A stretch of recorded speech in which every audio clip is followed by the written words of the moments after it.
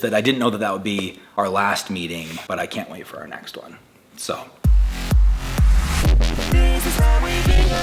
Hello and good morning, everyone. Welcome back. I'm so excited that you're here. It's the weekend and we can hardly wait. We actually look forward to this weekend more than any other. There's, I guess, 2 weekends a year that we really look forward to, and it's General Conference. We have a extremely unique opportunity to go to conference tomorrow. So kind of share a little bit of that, but today I actually have to go run some errands. I have spent the whole morning at home. I have been getting stuff done. I actually just changed out of my pajamas into this really cute shirt I bought from one of my friends. I'm just gonna be a walking poster to remind everyone to be kind today. Actually, I've spent a ton of time up in the loft. I had a couple of boxes, 2 boxes of merch stuff. When we moved, I kind of turned off the store. Just was not in a position, well, mostly the stuff was in storage, the few things that we had. I just wasn't in a position to fill the orders, and so I felt it was best to just turn everything to like unavailable. We released hats, and you guys, thumbs up this video if you want the hats to come back because they're so good. But I did just find a few random pieces of merch. I found some visors, a water bottle, like random stuff. Decided to put up on the website. I hope they're still there. I did post them on Instagram. I did that for Mindy's Best and This Is How We Bingham. I cleaned the upstairs, I organized a bunch of stuff, my nail stuff. I've been doing laundry nonstop. I have been working nonstop this morning. I actually have been loving it. I'm not listening to a book right now, and I think I'm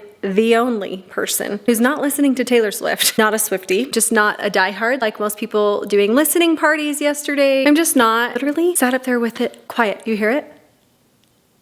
There's no noise here. It's amazing. Kids are at school. I have to go run a few quick errands before they get out. Ryler is actually at lunch with Crew right now. Crew and Ryler have both texted me that Crew's not feeling well. They have a sub in his last period and it's basketball. So I said, go ahead and come home. He's gonna come home and rest. Brandon and Uncle Sean, they are down in Zion right now. They probably actually at this very moment are on the hike to a place where Justin last was. They wanted to do that to honor him and to remember him. And honestly, I think this might be their way of having closure. I can't really say maybe that Brandon has dealt with the death of his brother, possibly even maybe the death of his dad, because life gets busy and I think it's sometimes really challenging to deal with certain emotions and feelings, and it's easier to just kind of brush them aside. I think it's going to be a very emotional experience for them. Brandon told me, I'm not even there. Brandon told me that they started the day with a prayer and he just cried through the whole thing. So him and Sean are doing this together and it's really special. I know that they wish all the siblings could be together. Unfortunately, Michelle and Daniel live in Boston and Jared and Brittany live in Florida.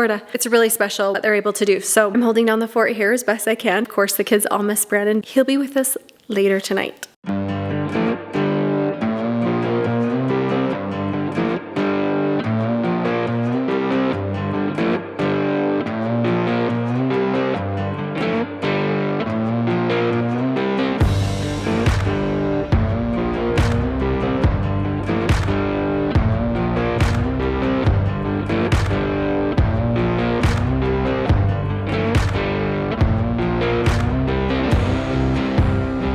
Kids got home. Crew came home early from school. He wanted to come home after lunch. He went to lunch with Reggae and then came home and he decided to fall asleep on the couch, so I'm letting him sleep. Miss Hazy just got home from school. Quickly changing into those comfies. I'm right behind you, sister. Wearing jeans, actually. I don't know why. These jeans are actually kind of baggier and loose, so they're comfy, but Hazy is going over to her friend's house. This is the fit. You look super cute. Thanks. I love the slippers. Those are like everything right now. I'm so jealous. But I love them. I'm gonna go over to Leah's. She hasn't been over there in a little bit. Her and Leah are not in the same class at school. Yeah. So they don't get to hang out with each other as much, which is a little bit of a bummer. Yeah, only at like recess and stuff. It's still fun that you get to go over there, so it's gonna be awesome. Ryler is here with a friend, getting rid of Hazel. She's gonna go to her friends. Here shortly, Brexon is having me go pick up his friend, take him to go do something fun. Crew's sleeping. Brandon's out of town. That leaves me working on a little project. Decided to make these for my little neighbor friends. I am over the boys between the ages of 8 and 11 in our neighborhood, making these up for them for conference. I told you guys we're so excited about it. Thought I'd make these up and take them to kids today. There's just tons of little activities. Basically stuff for them to stay entertained while they listen to conference. You see someone talking, what did their tie look like? Word searches, what did I learn? Anyways, these are really fun. Stopped into Target, found super cheap crayons. These crayons were like 75 cents. I thought that was a really good deal. They were clearanced out, obviously. I put in some fruit snacks, little Oreo, and a Skittle. They're simple. Might be kind of fun to just take this over to them, so I'm gonna wrap them up in these little bags. Life hack. I have a few life hacks that are awesome. When you go to Bath & Body Works and you buy a candle or soaps or anything, have these bags at the front when you check out. You can take one of these for each item that you bought. So regardless if I'm using the candles for gifts, I just went and bought a ton of candles. Burning one right now called Pumpkin Apple. It's so good. Took as many bags as I bought candles, even though they weren't gifts. And then they have skinny ones for like your soaps and your lotions and those kind of things. So I bought 5 soaps. So I took 5 bags for the soaps. I offer all of that up up there at the checkouts, and that's what I use for little projects like this. So I also will buy them, but it really comes in handy to kind of add to my stockpile when they give them away for free.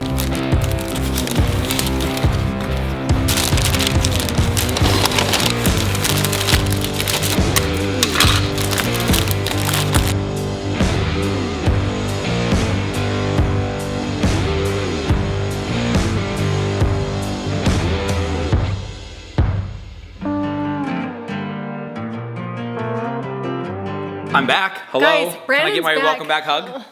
It's 24 hours. I feel so bad. Like, he walks in and I was She just couldn't like, care less. that is not true. Not accurate. She's just busy. She's an active, busy mother. Brandon is home and he was only gone for about 24 hours, maybe a little bit more. Yeah. But every time you leave, which isn't often, but it seems a lot recently, it feels like 3 days worth that you were gone. Yeah, the last one would have been Ryler to Maui, so like at least I was with Bry Guy. It's funny when you work from home and everything you do is at home, when you vacation at home, when you work with your family, leaving for a few hours feels like so much. And so last night he was like, oh, I just miss you guys. it had been like 6 hours. And then I texted him a bunch of things we were dealing with at home, and Normal I was like, parental are you life. sure? I was like, no, I'm good. I'm gonna extend actually. Could I stay an You extra night? just enjoy that. I just thought the best way to both explain to you Yeah, I haven't heard what anything. happened, what we did, all the things that we were able to accomplish in one short day. You went on a hike, Two Brandon. hikes, Mindy. First hike was just for fun. Really? Oh yeah, so I'll tell you about it. As you guys know, if you saw yesterday's video, we went down to continue the tradition of brothers trip. It's more like a bro trip, as in like bro dudes. We actually were doing some of the math, trying to figure out, because I knew Sean had been to more. I thought he'd been to a lot more. He actually, the last one he went to was 2019. This one yeah. I went to was 2018. And then Justin had some off years where he didn't do that for the trip. He did some other things. Yeah. Anyways, turns out I didn't miss as many as I thought I did, which was Woo. nice realization. Went down there with the intention of continuing that trip, keeping it alive, doing it one more time as bros, me and my brother Sean, and it's about a 3 hour and 40-minute drive to Zion. It is breathtaking, spectacular. I mean, like, just the scenery is absolutely stunning, like out of this world. I can't think of another place in the world you can see anything even like it. And it was slammed with people. I guess maybe now is like a popular time because the weather's pretty good. Almost like nobody that I walked by was speaking English in families. It was like nothing but people from other countries. Yeah. And I think this is like a big draw because it's so it's on unique our to license Utah. plate, That's true, it's a big so. deal. Anyways, what we did today to start things off, if you guys didn't know, if you're getting caught up to speed here, not only was this the weekend that he would normally do his birthday trip, but it's also coming up on the 1 year anniversary or 1 year mark since he last did this trip and passed away rappelling on Heaps Canyon, which is a massive like 500-foot finishing rappel. It's 20-something rappels through 2 days, culminating in this big rappel that comes down into the emerald pools. It's just the most scenic, breathtaking place you can imagine. beautiful. It's right out of like a screensaver or a postcard. We just wanted to go be there, be near where he was, see where he spent his last days on earth, be near all of that and kind of feel his energy. Also, there's just a couple places that he loved more than anywhere else in the world. It'd be Lake Powell and Zion, I would say. And so we just wanted to go be in a place that he loved. Coming up on not only the anniversary of that, but also his birthday. So we drove down there. Today was the day that we were gonna hike in, actually go to the spot where he did his final rappel. But we wanted to start the day just kind of immersing ourselves in Zion. And so we started off doing what they call I think the overlook. I should ask Sean. I want to call it outlook, but I think it's just the overlook, like scenic overlook. It's very simple. It's like a very easy hike. It's either a mile in or a mile there and back total. So it's like very simple. It takes you up to these like stunning top of the world views with nothing around you to block the view. I don't know how there's this one So perfect pretty. spot. We started there. First thing out of the gates, just after the sun came up. So we kind of caught like a partial sunrise because the cliffs are so high. It takes a minute for the sun to get over. That was like a really nice way to start the day, to feel part of the park, part of the moment, kind of get into the groove.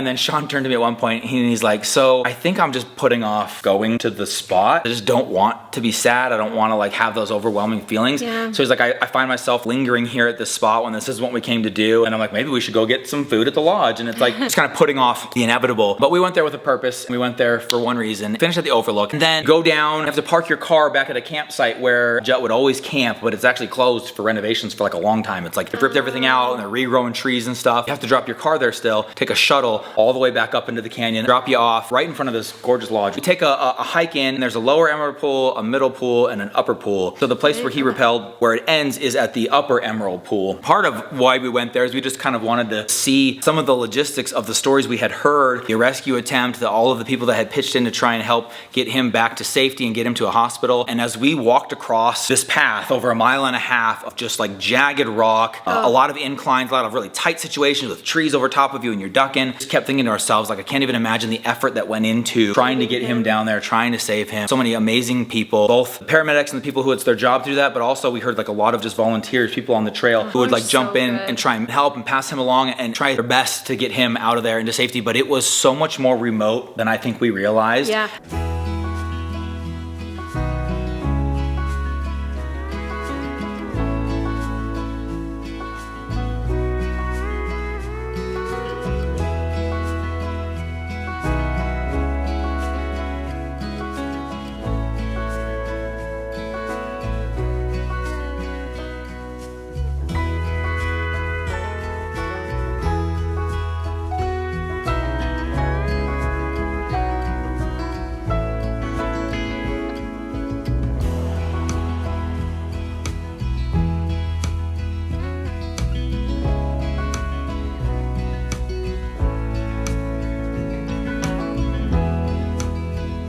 We hiked in there. I don't know. I had this picture of it. It was like a parking lot at the bottom. Yeah, but in my mind, get the impression that it was. It was like a flat trail, and like people walking by were the first ones to run over and help. We actually had to go past the end of the trail, make our own path, kind of up and around some rocks around the pool to get to where the end of the rappel would be. So nobody would naturally be there at all, but just below it and past the pool is where there were probably like bystanders waiting to help. We took the 1.5 mile hike in, went by all 3 of the different pools, and finally got to the big emerald pool at the top, the upper pool. It's the most beautiful one by far. Sean took a picture actually facing the direction that Justin would have been looking as he began his descent, and it is like the most beautiful slice of heaven you can imagine. Just absolutely gorgeous. And I think part of that is what helped it be like a calming feeling, is because it just felt like we were surrounded by God's creation, by his love, by nature, and it just felt, I don't know, it just felt peaceful. It was different than we thought. I'm really glad it did, because I was a little worried for you. We were worried, I think. And the kids were texting me how it was going. What you would be facing, kind of mentioned this in the open, that I don't know that you've necessarily like faced. I don't know what that even looks like. Yeah. Facing a death. I was a little worried. Dealing with it, because I think it's sometimes easier to just lift up the rug and stuff it under there because it's too painful. Well, you also just get busy, and you've got like kids that you're putting on a face for and trying to help them through their own personal struggles. And you've got work to do, and you've got other things that you've got to do. So you kind of just like compartmentalize. And you can accidentally just like shove that one away. So I was worried that that would all come out. Actually, the day started off a little bit more emotional as we prepared to set out. Brother and I said a little prayer, cried all my makeup off. I had my TV makeup on. It's not a good start because like I can't even see out of my eyes. They're so puffy. It did get significantly better as the day went on. We arrive at the pools. Turns out it's kind of a hot spot to stop at the sandy flat beach part and take a picture back up at, people don't know that that's what it is because it's just like this little crack down the middle, but it's the rappel is like just center of people's pictures that they take there because it's this massive mountain face and it just kind of like caves out a little bit like that. So it's very unique, very cool looking. Sean and I hiked up and around behind that pool where people were taking pictures, kind of scurried up the shale rock, like the slippery shale rock that is right behind the pool, trying to get out of the way of people's pictures as fast as we could, and then tucked ourselves back behind a tree. And we actually just sat there for over an hour, probably like an hour and a half, just told stories.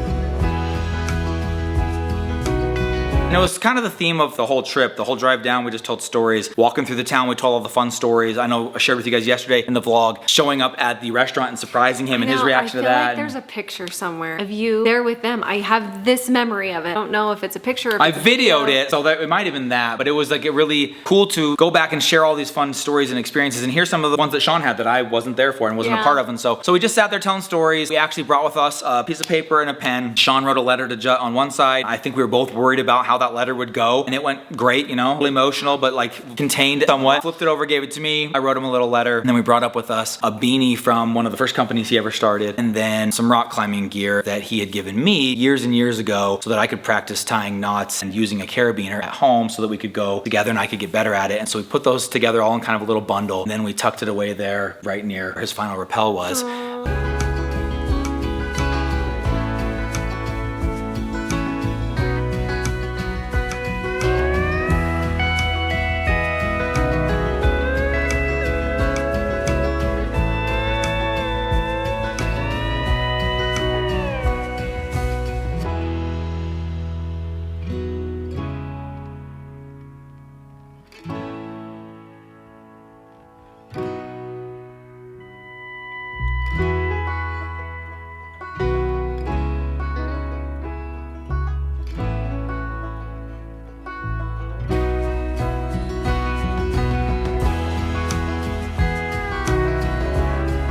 Just a little love thing to him, and then maybe this is a little personal, but Sean kind of offered a prayer on the spot there. That area to keep it special and to keep it protected. And then we got a little bit more emotional during that part. It was just so unbelievably special. Like being there with Sean, obviously would have loved to have other siblings with us, Jared and Michelle, and we were texting them along the way and sending them pictures and keeping them as involved as we could. But being there with Sean, having been there and done those fun activities with Justin and knowing how much he loved those, it was pretty awesome for the two of us to be there, take that time in that moment to feel a little something special there. And then after that, it had been as much time as we had because we needed to get back. It's now late. We got home pretty late. Began the hike out.